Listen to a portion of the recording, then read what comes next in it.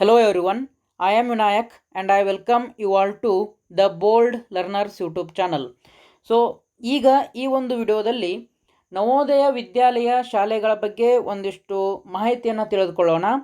ಅಂದರೆ ಇದೀಗ ನವೋದಯ ವಿದ್ಯಾಲಯ ಶಾಲೆಯಲ್ಲಿ 6ನೇ ತರಗತಿಯ ಪ್ರವೇಶ ಪರೀಕ್ಷೆಗೆ ಅರ್ಜಿಯನ್ನು ಕರೆದಿದ್ದಾರೆ.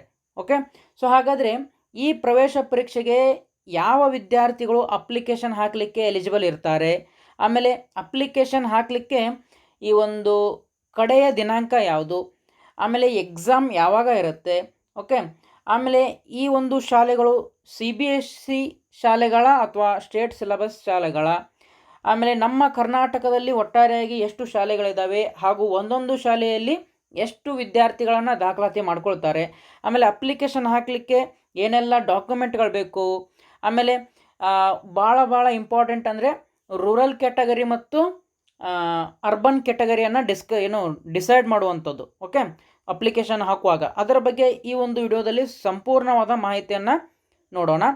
ನೀವಿನ್ನೂ ನಮ್ಮ ಚಾನಲ್ಗೆ ಸಬ್ಸ್ಕ್ರೈಬ್ ಆಗಿಲ್ಲ ಅಂತಂದರೆ ಇಲ್ಲಿ ಕಾಣುತ್ತಿರುವಂತಹ ಸಬ್ಸ್ಕ್ರೈಬ್ ಬಟನ್ ಏನಿದೆ ಇದ್ರ ಮೇಲೆ ಕ್ಲಿಕ್ ಮಾಡ್ಕೊಳ್ಳಿ. ಓಕೆ, ಕ್ಲಿಕ್ ಮಾಡಿದ ಮೇಲೆ ಮತ್ತೊಮ್ಮೆ ಈ ಬೆಲ್ ಐಕಾನ್ ಮೇಲೆ ಕ್ಲಿಕ್ ಮಾಡಿ ಇಲ್ಲಿ ಏನು ಆಲ್ ಅಂತ ಇದೆ ಇದ್ರ ಮೇಲೆ ಕ್ಲಿಕ್ ಮಾಡ್ಕೊಳ್ಳಿ. ಸೊ ಹಾಗಾಗಿ ನಾವು ವಿಡಿಯೋಗಳನ್ನು ಅಪ್ಲೋಡ್ ಮಾಡಿದ ತಕ್ಷಣ ನಿಮ್ಮ ಮೊಬೈಲ್ಗೆ ಮೆಸೇಜ್ ಬರುತ್ತೆ, ನೀವು ಆ ವಿಡಿಯೋಗಳನ್ನು ತಪ್ಪದೆ ನೋಡ್ಬೋದು. ಓಕೆ, ಸೊ ಹಾಗಾದರೆ ಮೊದಲಿಗೆ ಈ ಪ್ರವೇಶ ಪರೀಕ್ಷೆಗೆ ನೀವು ಅಪ್ಲಿಕೇಶನ್ ಹಾಕಬೇಕು ಅಂತಂದರೆ ಅವರು ಏನು ಇಲಾಖೆಯವರು ಅಥವಾ ಶಾಲೆಯವರು ಒಂದು ಸುತ್ತೋಲೆಯನ್ನು ಪ್ರಾಸ್ಪೆಕ್ಟಸನ್ನು ಬಿಟ್ಟಿರ್ತಾರೆ, ಮೊದಲಿಗೆ ಅದನ್ನು ನಾವು ಕರೆಕ್ಟಾಗಿ ಓದ್ಕೊಳ್ಬೇಕು. ಓಕೆ, ಸೊ ಹಾಗಾದರೆ ನಿಮಗೂ ಸಹ ಆ ಒಂದು ಪ್ರಾಸ್ಪೆಕ್ಟಸನ್ನು ಹೇಗೆ ಡೌನ್ಲೋಡ್ ಮಾಡೋದು ಅಂತ ನಿಮಗೆ ಹೇಳ್ತೀನಿ. ಈಗ ನಿಮ್ಮ ಮೊಬೈಲ್ನಲ್ಲಿರುವಂತಹ ಕ್ರೋಮ್ ಬ್ರೌಸರ್ ಅಥವಾ ಗೂಗಲ್ ಬ್ರೌಸರನ್ನು ಓಪನ್ ಮಾಡ್ಕೊಳ್ಳಿ. ಓಪನ್ ಮಾಡಿ ಇಲ್ಲಿರುವಂತಹ ಏನು ಸರ್ಚ್ ಬಾರ್ ಇದೆ ಇಲ್ಲಿ ಜಸ್ಟ್ ನವೋದಯ ಅಪ್ಲಿಕೇಶನ್ ಅಂತ ಟೈಪ್ ಮಾಡಿ. ಓಕೆ, ನವೋದಯ ಅಪ್ಲಿಕೇಶನ್ ಅಂತ ಟೈಪ್ ಮಾಡಿದ ಮೇಲೆ ನಿಮಗೆ ಮೊದಲನೇ ಲಿಂಕ್ ಬರುತ್ತೆ. ಏನು ಅಂತ ಅಂದರೆ cbscitms.rcil.gov.in ಅಂತ. ಓಕೆ, ಅಥವಾ ನವೋದಯ ಅಡ್ಮಿಷನ್ ಕ್ಲಾಸ್ 6 ಅಂತ ಬರುತ್ತೆ. ಇದ್ರ ಮೇಲೆ ಕ್ಲಿಕ್ ಮಾಡ್ಕೊಳ್ಳೋಣ. ಓಕೆ, ಸೊ ಕ್ಲಿಕ್ ಮಾಡಿದ್ಮೇಲೆ ಈ ರೀತಿಯಾದಂಥ ಪೇಜ್ ಓಪನ್ ಆಗುತ್ತೆ. ನೀವು ಮೊಬೈಲನ್ನು ಉದ್ದವಾಗಿ ಹಿಡಿದುಕೊಂಡು ನೋಡ್ತಾ ಇದ್ದರೆ ಅಡ್ಡಕ್ಕೆ ಅದನ್ನು ತಿರುಗಿಸಿ, ಅದಾದ ನಂತರ ಇಲ್ಲಿ ಮೇಲ್ಗಡೆ ಏನು 3 ಡಾಟ್ ಐಕಾನ್ ಇರುತ್ತೆ ನಿಮ್ಮ ಕ್ರೋಮ್ನಲ್ಲಿ, ಅದರ ಮೇಲೆ ಕ್ಲಿಕ್ ಮಾಡಿಕೊಂಡು ಕೆಳಗಡೆ ಸ್ಕ್ರೋಲ್ ಮಾಡಿ ಈ ಡೆಸ್ಕ್ಟಾಪ್ ಸೈಟ್ ಅಂತ ಏನಿದೆ ಇದನ್ನು ಎನೇಬಲ್ ಮಾಡ್ಕೊಳ್ಳಿ. ಸೊ ಹೀಗೆ ಮಾಡಿದರೆ ನಿಮಗೆ ಲ್ಯಾಪ್ಟಾಪ್ ಅಥವಾ ಕಂಪ್ಯೂಟರ್ನಲ್ಲಿ ಈ ಒಂದು ಪೇಜ್ ಹೇಗೆ ಕಾಣುತ್ತೆ ನೋಡಿ, ಅದೇ ರೀತಿಯಾಗಿ ನಿಮಗೆ ಇಲ್ಲಿ ಕಾಣಸಿಗುತ್ತೆ. ಇದೆಲ್ಲ ಆದಮೇಲೆ ಇಲ್ಲಿ ನಿಮಗೆ ಕ್ಯಾಂಡಿಡೇಟ್ ಕಾರ್ನರ್ ಅಂತ ಇದೆ, ಅದರಲ್ಲಿ ಮೊದಲನೇ ಲಿಂಕ್ ಬರುತ್ತೆ ನೋಡಿ. ಏನು ಅಂತಂದರೆ click here for registration for class 6th JNV-ST 2027-28 ಅಂತ ಇದೆ. ಸೊ ಇದ್ರ ಮೇಲೆ ಕ್ಲಿಕ್ ಮಾಡ್ಕೊಳ್ಳೋಣ. ಕ್ಲಿಕ್ ಮಾಡಿದ ಮೇಲೆ ನಿಮಗೆ ಇಲ್ಲಿ online application for admission to class 6 ಅಂತ ಇದೆ. ಅಂದರೆ ಈಗಾಗಲೇ ಅಪ್ಲಿಕೇಶನ್ ಹಾಕಲಿಕ್ಕೆ ಡೇಟ್ಗಳು ಸ್ಟಾರ್ಟ್ ಆಗಿಬಿಟ್ಟಿದೆ. ಓಕೆ, ಅಪ್ಲಿಕೇಶನ್ ಹಾಕಲಿಕ್ಕೆ ಕೊನೆಯ ದಿನಾಂಕ ಯಾವುದು ಅಂತ ನೋಡೋದಾದರೆ 31/7/2026, ಅಂದರೆ ಇದೇ ತಿಂಗಳ ಅಂದರೆ ಜುಲೈ 2026ರ 31ನೇ ದಿನಾಂಕ ಅಪ್ಲಿಕೇಶನ್ ಹಾಕಲಿಕ್ಕೆ ಕಡೆಯ ದಿನಾಂಕ. ಇದು ಯಾವಾಗ ಅಂತಂದರೆ ಈಗ ನಾನು ಏನು ವಿಡಿಯೋ ಮಾಡ್ತಾ ಇದ್ದೇನೆ ಆವಾಗ ಈ ಒಂದು ಲಾಸ್ಟ್ ಡೇಟ್ ಇರುವಂಥದ್ದು. ಈ ಲಾಸ್ಟ್ ಡೇಟ್ ಮುಂದೂ ಸಹ ಹೋಗ್ಬೋದು ಅಥವಾ ಇದೇ ಕೊನೆಯ ದಿನಾಂಕ ಆಗ್ಬೋದು. ನೀವು ಅಪ್ಲಿಕೇಶನ್ ಹಾಕುವಾಗ ಒಮ್ಮೆ ಈ ವೆಬ್ಸೈಟನ್ನು ಚೆಕ್ ಮಾಡಿ ಓಪನ್ ಮಾಡುವುದು ಸೂಕ್ತ. ಓಕೆ, ಆಮೇಲೆ ಮುಂದೆ ಡೌನ್ಲೋಡ್ ಅಡ್ಮಿಟ್ ಕಾರ್ಡ್ ಅಂತ ಇದೆ. ಆ ಅಡ್ಮಿಟ್ ಕಾರ್ಡ್ ಅಥವಾ ಏನು ಪ್ರವೇಶ ಪತ್ರ ಬಂದಾಗ ನಾವು ನಿಮಗೆ ತಿಳಿಸುತ್ತೇವೆ. ಎಕ್ಸಾಮ್ ಯಾವಾಗ ಇದೆ ಅಂತಂದರೆ ಇದೇ ವರ್ಷದ ನವಂಬರ್ ತಿಂಗಳ 28ನೇ ತಾರೀಕಿನಂದು. ಓಕೆ, 28 ನವಂಬರ್ 2026ರಂದು ಈ ಒಂದು ಪರೀಕ್ಷೆ ಇರ್ತದೆ. ಇವುಗಳ ಏನು ಫಲಿತಾಂಶ ರಿಸಲ್ಟ್ ಯಾವಾಗ ಬರುತ್ತೆ ಅಂತ ಅಂದರೆ ಮಾರ್ಚ್ ಅಥವಾ ಏಪ್ರಿಲ್ನಲ್ಲಿ ಬರುತ್ತೆ. ಮುಂದಿನ ವರ್ಷ ಮಾರ್ಚ್ ಅಥವಾ ಏಪ್ರಿಲ್ನಲ್ಲಿ ಬರುತ್ತೆ. ಆಲ್ಮೋಸ್ಟ್ ಜೂನ್-ಜುಲೈ ಅನ್ನೋವರೆಗೆ, ಮುಂದಿನ ವರ್ಷ ಜೂನ್-ಜುಲೈ ಅನ್ನೋವರೆಗೆ ಅಡ್ಮಿಷನ್ ಆಗಿ ಕ್ಲಾಸಸ್ಗಳು ಸಹ ಸ್ಟಾರ್ಟ್ ಆಗಿರ್ತದೆ. ಓಕೆ, ಸೊ ಈ ಒಂದು ಅಪ್ಲಿಕೇಶನ್ ಹಾಕಲಿಕ್ಕೆ ನಿಮಗೆ ಅಂದರೆ ಹೇಗೆ ಅಪ್ಲಿಕೇಶನ್ ಹಾಕುವುದು ಅಂತ ನೋಡೋದಾದರೆ ಇದಕ್ಕೆ ಆನ್ಲೈನ್ ಮುಖಾಂತರ ನೀವು ಅಪ್ಲಿಕೇಶನ್ ಹಾಕಬೇಕು. ಓಕೆ, ಸೊ ಆನ್ಲೈನ್ ಮುಖಾಂತರ ಅಪ್ಲಿಕೇಶನ್ ಹಾಕಬೇಕು. ಆಮೇಲೆ ಏನೆಲ್ಲ ಬೇಕಾಗುತ್ತೆ ಅಂತ ನೋಡೋದಾದರೆ ನಿಮಗೆ ಮೊದಲನೇದಾಗಿ OBC ಸರ್ಟಿಫಿಕೇಟ್ ಬೇಕಾಗುತ್ತೆ. ಅಂದರೆ ನೀವೇನಾದರೂ OBC ಕ್ಯಾಟಗರಿಗೆ ಸೇರಿದರೆ ನಿಮಗೆ ಸೆಂಟ್ರಲ್ ಏನು ಲಿಸ್ಟ್ನಲ್ಲಿ OBC ಏನಿರುತ್ತೆ ಅಂದರೆ ಸೆಂಟ್ರಲ್ OBC ಸರ್ಟಿಫಿಕೇಟ್ ಬೇಕಾಗುತ್ತೆ. ಅಂದರೆ ಫಾರ್ ಎಕ್ಸಾಂಪಲ್ ನಮ್ಮ ಕರ್ನಾಟಕದಲ್ಲಿ ಅಂದರೆ ನಮ್ಮ ರಾಜ್ಯದಲ್ಲಿ ಕೆಲವೊಂದಿಷ್ಟು ಕಾಸ್ಟ್ಗಳನ್ನು ಅಥವಾ ಜಾತಿಗಳನ್ನು ಇಲ್ಲಿ ನಾವು ಒ ಬಿ ಸಿ ಅಂತ ಕನ್ಸಿಡರ್ ಮಾಡ್ತೇವೆ. ಬಟ್ ಸೆಂಟ್ರಲ್ನಲ್ಲಿ, ಕೇಂದ್ರದಲ್ಲಿ ಇಲ್ಲಿ ಒ ಬಿ ಸಿ ಅಂತ ಕನ್ಸಿಡರ್ ಮಾಡಿರುವಂತಹ ಜಾತಿಗಳು ಅಲ್ಲಿಯೂ ಸಹ ಒ ಬಿ ಸಿ ಕ್ಯಾಟಗರಿಯಲ್ಲಿಯೇ ಇರಬೇಕು ಅಂತ ಏನು ರೂಲ್ಸ್ ಇಲ್ಲ. ಓಕೆ, ಭಾಳಷ್ಟು ಸಲ ನಮ್ಮ ಕರ್ನಾಟಕದಲ್ಲಿ ಯಾವ ಜಾತಿಗಳನ್ನು ಒ ಬಿ ಸಿ ಅಂತ ಕನ್ಸಿಡರ್ ಮಾಡ್ತೇವೆ ಆ ಒಂದು ಜಾತಿಗಳು ಬಹಳಷ್ಟು ಸಲ ಆ ಕೇಂದ್ರದಲ್ಲಿ ಅಥವಾ ಸೆಂಟ್ರಲ್ ಲಿಸ್ಟ್ನಲ್ಲಿ ಒ ಬಿ ಸಿ ಕೆಟಗರಿಯಲ್ಲಿ ಇರೋದಿಲ್ಲ. ಓಕೆ, ಸೊ ಹಾಗಾದರೆ ನೀವು ಒ ಬಿ ಸಿ ಕೆಟಗರಿಯಲ್ಲಿ ಅಪ್ಲಿಕೇಶನನ್ನು ಹಾಕಬೇಕು ಅಂತಂದರೆ ನೀವು ಮೊದಲಿಗೆ ಏನು ಕನ್ಫರ್ಮ್ ಮಾಡ್ಕೊಳ್ಬೇಕು ಅಂತಂದರೆ ನಿಮ್ಮ ಜಾತಿ ಸೆಂಟ್ರಲ್ ಲಿಸ್ಟ್ನಲ್ಲಿ ಒ ಬಿ ಸಿ ಕೆಟಗರಿಯಲ್ಲಿ ಬರುತ್ತದೆಯೋ ಇಲ್ವೋ ಅದನ್ನು ಕನ್ಫರ್ಮ್ ಮಾಡ್ಕೊಳ್ಬೇಕು. ಒಂದು ವೇಳೆ ಒ ಬಿ ಸಿ ಲಿಸ್ಟ್ನಲ್ಲಿ ನಿಮ್ಮ ಕ್ಯಾಟಗರಿ ಬರುತ್ತೆ ಅಂತ ಇದ್ದರೆ ನೀವು ಒ ಬಿ ಸಿ ಸರ್ಟಿಫಿಕೇಟನ್ನು ಪಡೆದುಕೊಂಡು ಇಟ್ಕೊಂಡಿರಬೇಕು. ಯಾವಾಗ ಅಪ್ಲಿಕೇಶನ್ ಹಾಕೋದಕ್ಕಿಂತ ಮುಂಚೆನೇ. ಓಕೆ, ಈಗ ಏನು 31 ಲಾಸ್ಟ್ ಡೇಟ್ ಇದೆ, ಇದಕ್ಕೆ ಅಪ್ಲಿಕೇಶನ್ ಹಾಕುವಾಗನೇ ನೀವು ನಿಮ್ಮ ಹತ್ತಿರ ಒ ಬಿ ಸಿ ಸರ್ಟಿಫಿಕೇಟ್ ಇರಬೇಕು. ಯಾವುದು?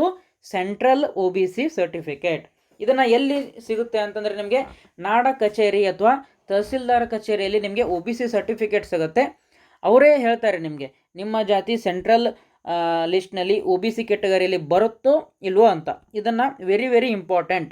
ಓಕೆ, ನೀವು ತಪ್ಪಿ ಇಲ್ಲಿ ಏನಾದರೂ ನಿಮ್ಮ ಜಾತಿ ಅಕಸ್ಮಾತ್ ಒ ಬಿ ಸಿಲಿ ಬರ್ತಿಲ್ಲ ಅಂತಂದರೆ ಇಲ್ಲಿ ಅಪ್ಲಿಕೇಶನ್ ಹಾಕುವಾಗ ಒ ಬಿ ಸಿ ಅಂತ ಹಾಕಿದರೆ ನಿಮ್ಮ ಮಗು ಅಕಸ್ಮಾತ್ ಎಕ್ಸಾಮ್ ಪಾಸ್ ಆದರೂ ಸಹ ನೀವು ಅಪ್ಲಿಕೇಶನ್ ಹಾಕುವಾಗ ತಪ್ಪು ಮಾಹಿತಿ ಕೊಟ್ಟಿದ್ದೀರಾ ಅಂತ ನಿಮ್ಮ ಮಗುವಿನ ಅಡ್ಮಿಷನನ್ನು ಕ್ಯಾನ್ಸಲ್ ಮಾಡ್ತಾರೆ.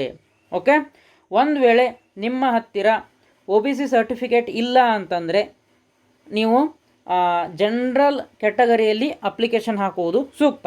ಓಕೆ, ಆಮೇಲೆ ಅಪ್ಲಿಕೇಶನ್ ಹಾಕಲಿಕ್ಕೆ ಏನೆಲ್ಲ ಡಾಕ್ಯುಮೆಂಟ್ಗಳು ಬೇಕಾಗುತ್ತೆ ಅಂತ ನೋಡೋದಾದರೆ ಇಲ್ಲಿದೆ ನೋಡಿರಿ. Keep the following scanned copies ready before start filling the application in JPG format only ಅಂತ ಕೇಳಿದ್ದಾರೆ. ಓಕೆ, ಏನೆಲ್ಲ ನಿಮ್ಮ ಹತ್ರ ಇರಬೇಕು ಅಂತಂದರೆ ವಿದ್ಯಾರ್ಥಿಯ ಸಹಿಯ ಫೋಟೋ ಇರಬೇಕು. ಅದರ ಸೈಜ್ ನೋಡೋದಾದರೆ 10ರಿಂದ 100 KB ಒಳಗಡೆ ಇರಬೇಕು. ಅದೇ ರೀತಿಯಾಗಿ ಆ ವಿದ್ಯಾರ್ಥಿಯ ಪಾಲಕರ ಸಹಿ ಸಹ ಇರಬೇಕು. ಅದರ ಸೈಜ್ ಸಹ 10ರಿಂದ 100 KB ಒಳಗಡೆ. ಆಮೇಲೆ ವಿದ್ಯಾರ್ಥಿಯ ಭಾವಚಿತ್ರ ಫೋಟೋ ಇರಬೇಕು. ಓಕೆ, ರೀಸೆಂಟ್ ಫೋಟೋ ಇರಬೇಕು. ಅದರ ಸೈಜ್ ಸಹ 10ರಿಂದ 100 KB. ಓಕೆ, ಇತ್ತೀಚಿನ ಫೋಟೋ ಇರಬೇಕು. ಯಾರ್ದು? ವಿದ್ಯಾರ್ಥಿಯದ್ದು. ಓಕೆ, ಈ 1ನೇ ತರಗತಿಯಲ್ಲಿರೋದು 2ನೇ ತರಗತಿಯಲ್ಲಿರೋದು ಅದೆಲ್ಲ ಬೇಡ. ಈಗ ಸದ್ಯ 5ನೇ ತರಗತಿಯಲ್ಲಿದ್ದರೆ 5ನೇ ತರಗತಿಯಲ್ಲಿ ಏನು ಅವರು ಹೇಗೆ ಕಾಣ್ತಾರೆ ಅದೇ ರೀಸೆಂಟ್ ಫೋಟೋ ಇರಬೇಕು. ಆಮೇಲೆ SC ST OBC EWS ಕೆಟಗರಿಗೆ ಸೇರಿದರೆ ಕಂಪಲ್ಸರಿಯಾಗಿ ನಿಮ್ಮ ಹತ್ತಿರ ಸರ್ಟಿಫಿಕೇಟ್ ಇರಬೇಕಾಗತ್ತೆ, ಜಾತಿ ಪ್ರಮಾಣ ಪತ್ರಗಳು ಬೇಕಾಗತ್ತೆ. ಅದು ಮತ್ತು OBC ಅಂತ ಇದ್ದರೆ ಸೆಂಟ್ರಲ್ OBC ಸರ್ಟಿಫಿಕೇಟ್ ಬೇಕಾಗತ್ತೆ. ಅದರ ನಮೂನೆ ಅದು ಯಾವ ರೀತಿ ಇರಬೇಕು ಅನ್ನೋದನ್ನು ಇದರಲ್ಲಿ ಲಾಸ್ಟ್ ಕೊಟ್ಟಿದ್ದಾರೆ, ಅದನ್ನು ನಿಮಗೆ ಹೇಳ್ತೀನಿ ನಾನು. ಓಕೆ, ಆಮೇಲೆ ಈ ಕಾಸ್ಟ್ ಸರ್ಟಿಫಿಕೇಟ್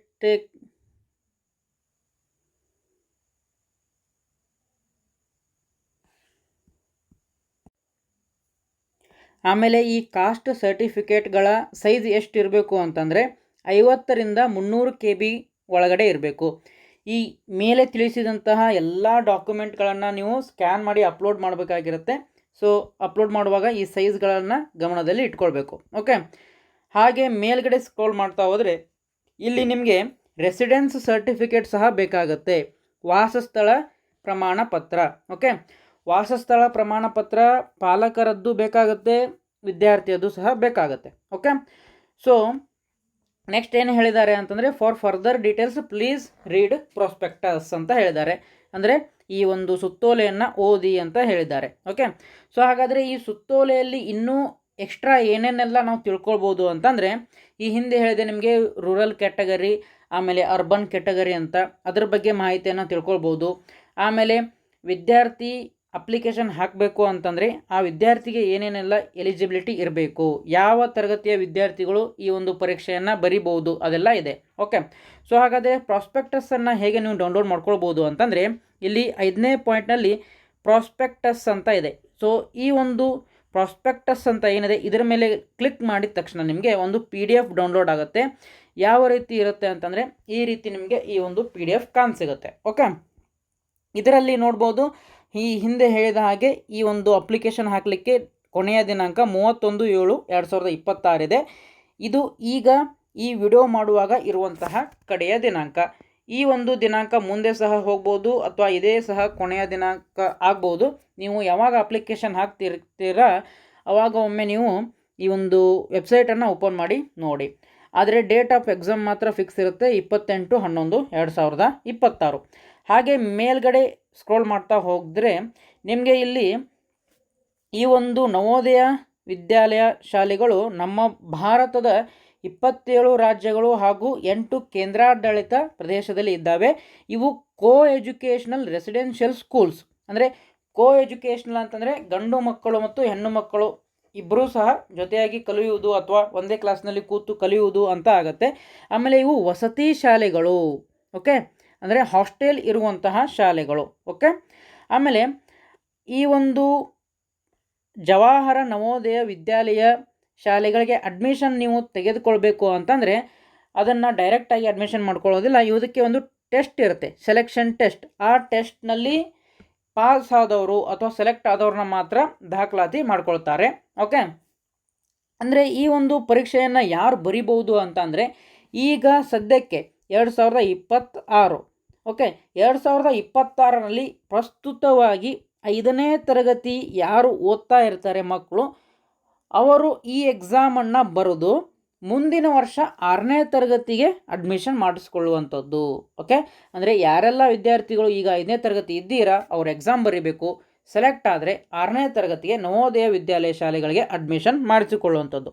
ಓಕೆ, ಆಮೇಲೆ ಈ ಒಂದು ನವೋದಯ ವಿದ್ಯಾಲಯ ಶಾಲೆಗಳಲ್ಲಿ ಪಾಠ ಮಾಡುವಂತಹ ಮಾಧ್ಯಮ ಯಾವುದಿರುತ್ತೆ ಅಂತ ನೋಡೋದಾದರೆ ಇಲ್ಲಿ ನಿಮಗೆ ಕಾಣಸಿಗುತ್ತೆ ನೋಡಿ.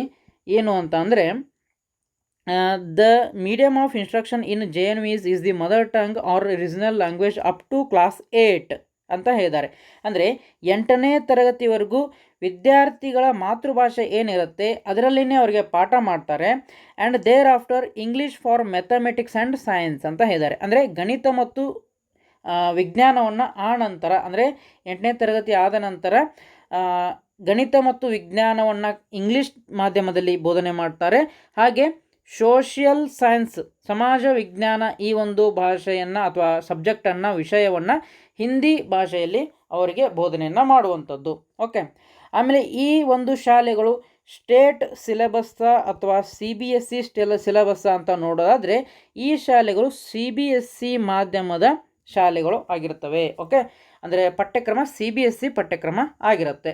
ಹಾಗೆ ಮೇಲ್ಗಡೆ ಸ್ಕ್ರೋಲ್ ಮಾಡ್ತಾ ಹೋಗೋದಾದರೆ ನಮ್ಮ ದೇಶದಲ್ಲಿ ಓಕೆ ನಮ್ಮ ಭಾರತ ದೇಶದಲ್ಲಿ ಸದ್ಯಕ್ಕೆ 665 ಶಾಲೆಗಳು ಇದ್ದಾವೆ. 27 ರಾಜ್ಯಗಳು ಹಾಗೂ 8 ಕೇಂದ್ರಾಡಳಿತ ಪ್ರದೇಶಗಳಲ್ಲಿ ಒಟ್ಟಾರೆಯಾಗಿ 665 ಶಾಲೆಗಳಿದ್ದಾವೆ.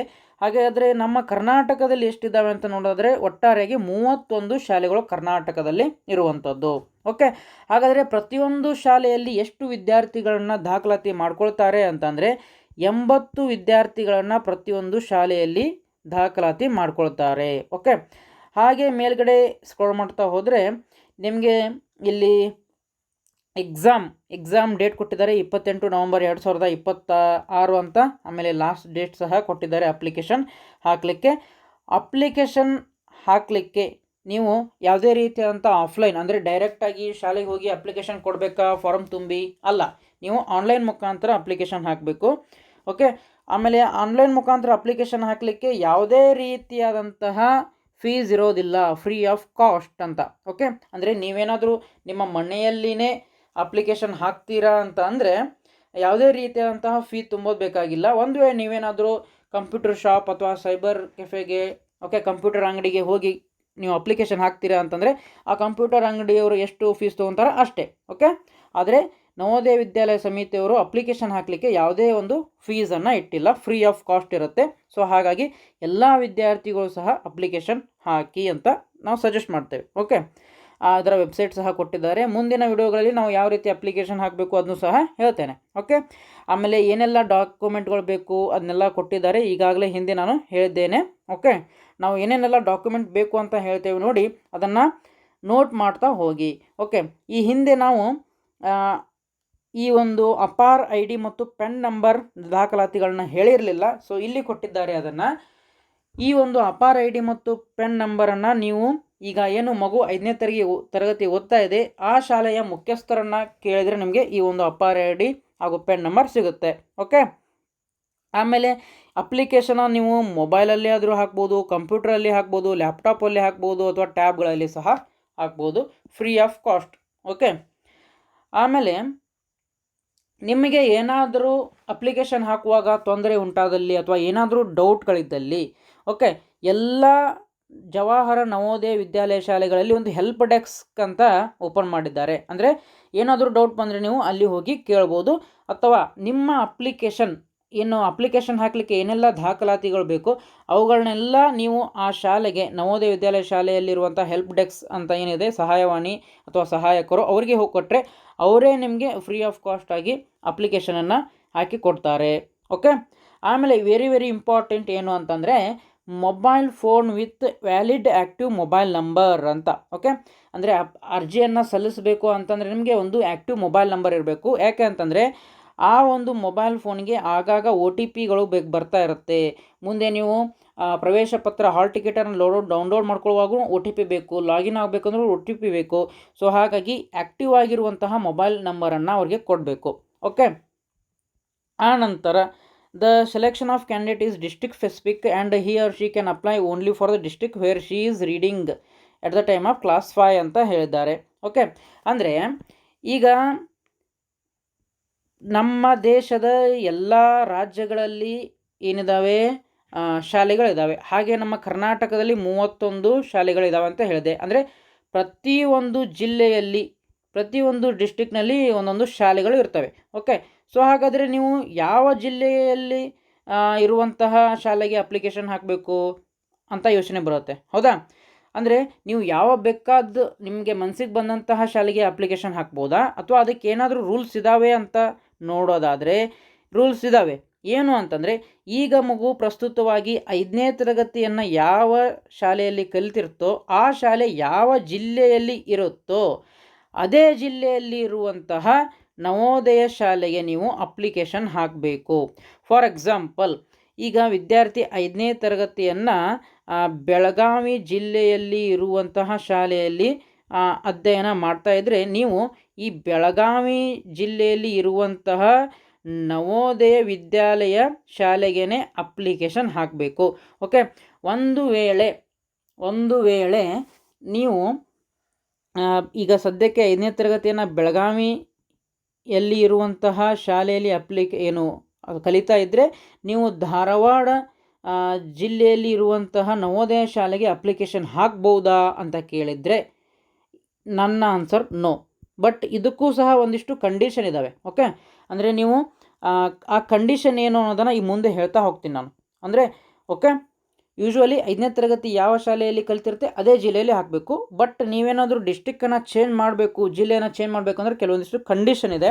ಆ ಕಂಡೀಷನ್ ಏನು ಈ ಮುಂದೆ ನಾನು ಹೇಳ್ತಾ ಹೋಗ್ತೀನಿ. ಓಕೆ, ಆಮೇಲೆ ಏನು ಅಂತಂದರೆ ಅಪ್ಲಿಕೇಶನ್ ಹಾಕುವಾಗ ನೀವು ಏನೆಲ್ಲ ದಾಖಲಾತಿಗಳನ್ನು ಏನೆಲ್ಲ ನೀವು ಎಂಟ್ರಿ ಮಾಡ್ತೀರಾ, ನಿಮ್ಮ ಅಪ್ಲಿಕೇಶನ್ ಹಾಕುವಾಗ ನಿಮ್ಮ ಕಾಸ್ಟ್ ಆಗಿರ್ಬೋದು, ಡೇಟ್ ಆಫ್ ಬರ್ತ್ ಆಗಿರ್ಬೋದು, ಆಮೇಲೆ ಆಧಾರ್ ಕಾರ್ಡ್ ನಂಬರ್ ಆಗಿರ್ಬೋದು. ಓಕೆ, ಸೊ ಇವುಗಳನ್ನೆಲ್ಲ ಜಾಗರೂಕತೆಯಿಂದ ನೀವು ಹಾಕಬೇಕು. ಓಕೆ, ಸೊ ಮಿಸ್ಟೇಕನ್ನು ಮಾಡಬೇಡಿ. ಯಾಕಂತಂದರೆ ಫೈನಲ್ ವಿದ್ಯಾರ್ಥಿ ಎಕ್ಸಾಮ್ ಪಾಸ್ ಆದರೂ ಸಹ ನೀವು ಆನ್ಲೈನ್ ಹಾಕುವಾಗ, ಅಪ್ಲಿಕೇಶನ್ ಹಾಕುವಾಗ ಏನಾದರೂ ತಪ್ಪು ಮಾಡಿದರೆ ಅವರು ಅದನ್ನೇ ಫೈನಲ್ ಅಂತ ಕನ್ಸಿಡರ್ ಮಾಡಿ ವಿದ್ಯಾರ್ಥಿಯ ದಾಖಲಾತಿಯನ್ನು ಕ್ಯಾನ್ಸಲ್ ಮಾಡ್ತಾರೆ. ಓಕೆ, ಸೊ ಇದೇ ಕಾರಣಕ್ಕಾಗಿ ಒಂದು ಪ್ರಿವೆಂಟಿವ್ ಮೆಸರ್ ಅಂತ ಹೇಳಿ ಒಂದು ಕರೆಕ್ಷನ್ ವಿಂಡೋ ಅಂತ ಬಿಡ್ತಾರೆ. ಓಕೆ, ಕರೆಕ್ಷನ್ ವಿಂಡೋ ಅಂತಂದರೆ ಏನಾದರೂ ಅಪ್ಲಿಕೇಶನ್ ಹಾಕುವಾಗ ತಪ್ಪುಗಳಾಗಿದ್ದರೆ ಈ ಕರೆಕ್ಷನ್ ವಿಂಡೋ ಟೈಮ್ ಬಿಟ್ಟಾಗ ನಿಮಗೆ ಆವಾಗ ಆ ಒಂದು ಮಾಹಿತಿಯನ್ನು ತಿದ್ದುಪಡಿ ಮಾಡಲಿಕ್ಕೆ ಅವಕಾಶ ಇರುತ್ತೆ. ಓಕೆ, ಸೊ ಈ ಕರೆಕ್ಷನ್ ವಿಂಡೋ ಯಾವಾಗ ಬಿಡ್ತಾರೆ ಅಂತಂದರೆ ಈ ಅಪ್ಲಿಕೇಶನ್ ಹಾಕಲಿಕ್ಕೆ ಲಾಸ್ಟ್ ಡೇಟ್ ಇದೆ ಅದಾದ ನಂತರ 1-2 ದಿನಗಳನ್ನ ಬಿಡ್ತಾರೆ. ಓಕೆ, ಆ ಕರೆಕ್ಷನ್ ವಿಂಡೋ ಯಾವಾಗ ಬರುತ್ತೆ ಅಂತೇಳಿ ಅವರ ವೆಬ್ಸೈಟ್ನಲ್ಲಿ ಅವರು ಪ್ರಕಟ ಮಾಡ್ತಾರೆ. ಹಾಗಾಗಿ ನೀವು ವೆಬ್ಸೈಟನ್ನು ಆಗಾಗ ವಿಸಿಟ್ ಮಾಡ್ತಾ ಇರಬೇಕು. ಓಕೆ, ನೆಕ್ಸ್ಟ್ ಈಗ ಮೇನ್ ವೆರಿ ಇಂಪಾರ್ಟೆಂಟ್ ಬರುವಂಥದ್ದು ಏನು ಅಂತಂದರೆ ರೂರಲ್ ಏರಿಯಾ ಮತ್ತು ಅರ್ಬನ್ ಏರಿಯಾನ ಹೇಗೆ ನೀವು ಡಿಸೈಡ್ ಮಾಡುವುದು ಅಂತ. ಓಕೆ, ಸೊ ಇಲ್ಲಿ ಏನು ಈ ಒಂದು ಇನ್ಫಾರ್ಮೇಷನನ್ನು ಅವ್ರು ಏನು ಕೊಟ್ಟಿದ್ದಾರೆ ಇಂಗ್ಲೀಷ್ನಲ್ಲಿ ಕೊಟ್ಟಿದ್ದಾರೆ. ಸೊ ನಾನು ಅರ್ಥ ಆಗಲಿ ಅಂತ ಅದನ್ನು ಕನ್ನಡದಲ್ಲೂ ಸಹ ನಿಮಗೆ ಕೊಡ್ತಾ ಇದ್ದೀನಿ. ಇಲ್ಲಿ ನೋಡಿರಿ, ನವೋದಯ ವಿದ್ಯಾಲಯಗಳಲ್ಲಿ ಗ್ರಾಮೀಣ ಪ್ರದೇಶ ಅಂದರೆ ರೂರಲ್ ಮತ್ತು ಅರ್ಬನ್ ವರ್ಗದ ನಿಯಮಾವಳಿಗಳು ಅಂತ ಹೇಳಿದ್ದಾರೆ. ಓಕೆ, ಸೊ ಯಾಕೆ ಇದು ವೆರಿ ಇಂಪಾರ್ಟೆಂಟ್ ಆಗುತ್ತೆ ಅಂತಂದರೆ ಈ ಗ್ರಾಮೀಣ ಪ್ರದೇಶದ ವಿದ್ಯಾರ್ಥಿಗಳನ್ನು ಏನು ಇದ್ದಾರೆ, ಸೊ ಅವರಿಗೆ ರಿಸರ್ವೇಷನ್ ಇದೆ. ಎಷ್ಟಿದೆ ರಿಸರ್ವೇಷನ್ ಅಂತಂದರೆ 75% ರಿಸರ್ವೇಷನ್ ಇದೆ. ಯಾರಿಗೆ? ಈ ಒಂದು ಗ್ರಾಮೀಣ ಭಾಗದ ವಿದ್ಯಾರ್ಥಿಗಳಿಗೆ. ಹಾಗಾಗಿ ಈ 75% ಅಂದರೆ ಏನು ಕಮ್ಮಿ ಅಲ್ಲ. ಸೊ ಹಾಗಾಗಿ ಯಾರು ರೂರಲ್ ಕ್ಯಾಟಗರಿ ಇರ್ತೀರ ಅವರು ಸೆಲೆಕ್ಟ್ ಆಗುವಂತಹ ಸಾಧ್ಯತೆ ಹೆಚ್ಚಾಗಿರುತ್ತೆ. ಹಾಗಾದರೆ ಈ ಗ್ರಾಮೀಣ ಪ್ರದೇಶ ಅಥವಾ ರೂರಲ್ ಅಂದರೆ ಏನು, ಅರ್ಬನ್ ಅಥವಾ ನಗರ ಪ್ರದೇಶದ ವಿದ್ಯಾರ್ಥಿಗಳು ಅಂದರೆ ಯಾರು ಅಂತ ನೋಡೋದಾದರೆ, ಓಕೆ, ಮೊದಲಿಗೆ ರೂರಲ್ ಅಂದರೆ ಏನು ಅಂತ ತಿಳ್ಕೊಳ್ಬೇಕು ನೀವು. ಓಕೆ, ರೂರಲ್ ಅಂತ ಅಂದರೆ ಇಲ್ಲಿ ಏನು ಕೊಟ್ಟಿದ್ದಾರೆ ಅಂತಂದರೆ JNVST ಅರ್ಜಿ ಸಲ್ಲಿಸುವ ಕೊನೆಯ ದಿನಾಂಕದ ವೇಳೆಗೆ ಸರ್ಕಾರದ ಅಧಿಕೃತ ಅಧಿಸೂಚನೆಯ ಪ್ರಕಾರ ಗ್ರಾಮೀಣ ಪ್ರದೇಶವೊಂದು ಘೋಷಿಸಲ್ಪಟ್ಟಿರುವ ಪ್ರದೇಶವನ್ನು ಮಾತ್ರ ರೂರಲ್ ಎಂದು ಪರಿಗಣಿಸಲಾಗುತ್ತದೆ ಅಂತ ಹೇಳಿದ್ದಾರೆ. ಅಂದರೆ ನಮ್ಮ ಗೋರ್ಮೆಂಟು ಯಾವ ಊರುಗಳನ್ನು ಅಥವಾ ಹಳ್ಳಿಗಳನ್ನು ಗ್ರಾಮಗಳು ಅಂತ ಕನ್ಸಿಡರ್ ಮಾಡಿರುತ್ತೆ, ಅದು ಗ್ರಾಮೀಣ ಪ್ರದೇಶ ಅಂತ ಕನ್ಸಿಡರ್ ಆಗುತ್ತೆ. ಹಾಗೆ ಯಾವ ಊರುಗಳನ್ನು ಅಥವಾ ಸಿಟಿಗಳನ್ನು ಅರ್ಬನ್ ಏರಿಯಾ ಅಂತ ನಮ್ಮ ಸರ್ಕಾರ ಫಿಕ್ಸ್ ಮಾಡಿರುತ್ತೆ ಅಥವಾ ಪರಿಗಣನೆ ಮಾಡಿರುತ್ತೆ, ಅವು ಅರ್ಬನ್ ಏರಿಯಾಗಳು. ಸಿಂಪಲ್. ಓಕೆ, ಸೊ ಹಾಗಾದರೆ ಈಗ ಗ್ರಾಮೀಣ ಅಭ್ಯರ್ಥಿ ಅಂದರೆ ಯಾರು ಅಂತ ನೋಡೋದಾದರೆ, ಓಕೆ, ಗ್ರಾಮೀಣ ಅಭ್ಯರ್ಥಿ ಅಂದರೆ ಯಾರು, ಗ್ರಾಮೀಣ ನಿಮಗೆ ಕ್ಯಾಟಗರಿ ಹೇಗೆ ಸಿಗುತ್ತೆ ಅಂತಂದರೆ ಅಭ್ಯರ್ಥಿಯು ಅಥವಾ ವಿದ್ಯಾರ್ಥಿಯು 3ನೇ ತರಗತಿ 4ನೇ ತರಗತಿ ಹಾಗೂ 5ನೇ ತರಗತಿಗಳನ್ನು ಗ್ರಾಮೀಣ ಪ್ರದೇಶದಲ್ಲಿರುವ ಶಾಲೆಯಲ್ಲಿ ವ್ಯಾಸಂಗ ಮಾಡಿರಬೇಕು. ಅಂತಹ ಅಭ್ಯರ್ಥಿಯನ್ನು ಗ್ರಾಮೀಣ ಎಂದು ಪರಿಗಣಿಸಲಾಗುತ್ತದೆ. ಓಕೆ, ಸೊ ಭಾಳಷ್ಟು ಜನ ಪಾಲಕರು ಏನು ಮಾಡ್ತಾರೆ ಅಂತಂದರೆ ಗ್ರಾಮೀಣ ಪ್ರದೇಶ ನಮ್ಮ ಮಗನಿಗೆ ಅಥವಾ ಮಗಳಿಗೆ ಸಿಗಲಿ ಅಂತ ಹೇಳಿ ಅವರು 3ನೇ ತರಗತಿ 4ನೇ ತರಗತಿ ಸಿಟಿಯಲ್ಲಿ ಓದಿಸಿರ್ಬೋದು, 5ನೇ ತರಗತಿಯನ್ನು ಮಾತ್ರ ಏನು ಮಾಡ್ತಾರೆ ಅಂದರೆ ಗ್ರಾಮೀಣ ಪ್ರದೇಶದಲ್ಲಿರುವ ಶಾಲೆಗೆ ಅಡ್ಮಿಷನ್ ಮಾಡಿಸ್ತಾರೆ. ಓಕೆ, ಇದು ತಪ್ಪು ಕಲ್ಪನೆ. ಓಕೆ, ನೀವು ಜಸ್ಟ್ 5ನೇ ತರಗತಿಯನ್ನು ಮಾತ್ರ ಗ್ರಾಮೀಣ ಪ್ರದೇಶದಲ್ಲಿರುವಂತಹ ಶಾಲೆಯಲ್ಲಿ ವ್ಯಾಸಂಗ ಮಾಡಿಸಿದರೆ ಅಥವಾ ಅಭ್ಯಾಸ ಮಾಡಿಸಿದರೆ ಆ ಒಂದು ವಿದ್ಯಾರ್ಥಿಯನ್ನು ಅವರು ಗ್ರಾಮೀಣ ಪ್ರದೇಶದ ವಿದ್ಯಾರ್ಥಿ ಅಂತ ಕನ್ಸಿಡರ್ ಮಾಡೋದಿಲ್ಲ. ರೂಲ್ಸ್ ಏನು ಹೇಳುತ್ತೆ ಅಂತಂದರೆ ಆ ವಿದ್ಯಾರ್ಥಿ 3ನೇ ತರಗತಿ 4ನೇ ತರಗತಿ ಹಾಗೂ 5ನೇ ತರಗತಿ ಈ 3 ತರಗತಿಗಳನ್ನು ಗ್ರಾಮೀಣ ಪ್ರದೇಶದಲ್ಲಿ ಇರುವಂತಹ ಶಾಲೆಯಲ್ಲಿನೇ ವ್ಯಾಸಂಗ ಮಾಡಿರಬೇಕು. ಅಂದಾಗ ಮಾತ್ರ ನಿಮಗೆ ಆ ವಿದ್ಯಾರ್ಥಿಗೆ ಗ್ರಾಮೀಣ ಕೋಟ ಸಿಗುತ್ತದೆ. ಓಕೆ, ಹಾಗಾದರೆ ನಗರ ಅಭ್ಯರ್ಥಿ ಅಂದರೆ ಯಾರು ಅಂತಂದರೆ ಈ ಒಂದು 3ನೇ ತರಗತಿ 4ನೇ ತರಗತಿ ಹಾಗೂ 5ನೇ ತರಗತಿಗಳನ್ನು ನಗರ ಪ್ರದೇಶದಲ್ಲಿರುವ ವ್ಯಾಸಂಗ ಮಾಡಿದ್ದಾರೆ ಅಂತಹ ಅಭ್ಯರ್ಥಿಯನ್ನು ನಗರ ಪ್ರದೇಶ ಅಂತ ನಾವು ಕನ್ಸಿಡರ್ ಮಾಡ್ತೇವೆ.